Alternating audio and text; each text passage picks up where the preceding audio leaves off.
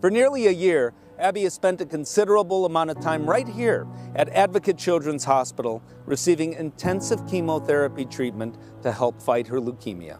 You see, this Abby isn't fighting alone. She often has another Abby right by her side. Abby, the Cavalier King Charles Spaniel, a therapy dog through Chicago's Rainbow Animal Assisted Therapy organization. This Abby visits the hospital with her owner, Susan, every week. This is the most rewarding thing I've ever done in my life. It's a blessing and a privilege to do this kind of volunteering. The dog does all the work. We just hold the leash.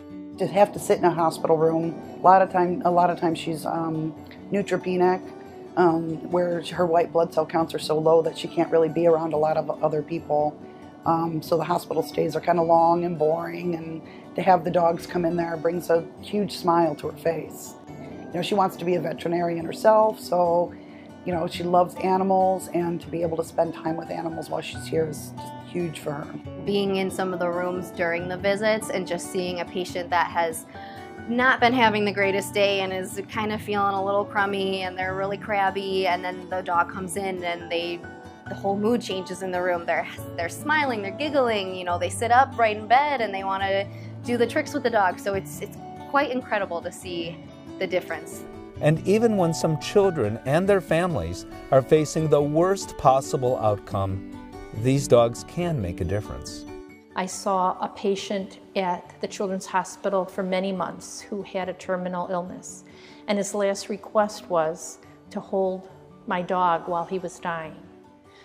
That changes your perspective of the meaning of what these animals can do for people. Now, while therapy dogs are very busy helping others, it's important that their health is also considered as they take on this important work. In many hospitals where the dogs visit, they have to have specific kinds of tests that the vets do because they're going out into the community, have to be healthy, not only for the dog's safety and concerns, but because of the participants they're working with. You're looking at, you know, what do you need to provide, or what do they need to be safe in their environment, and so you have to be a little bit more aware of the zoonotic issues and make sure that you're either checking for those things or that the animals are vaccinated for those that are appropriate to, you know, prevent it in the animals, so that they don't then spread it onto those that that they're trying to help and that might be immunocompromised. Without proper veterinary care, Abby wouldn't have this Abby there to get her through the hardest days of chemotherapy. She comes to the hospital and the first thing she checks is the calendar to see when the dogs are going to be here. So that's always a pleasure to watch her be happy and to get a break from the harsh treatments and to kind of forget about what's going on and just be a kid. Tell me what you want to be when you grow up. A veterinarian. A veterinarian?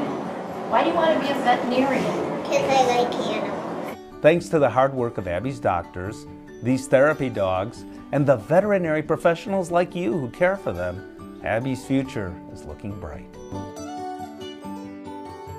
I'm Steve Dale for NAVC Spark, your veterinary news, your veterinary life.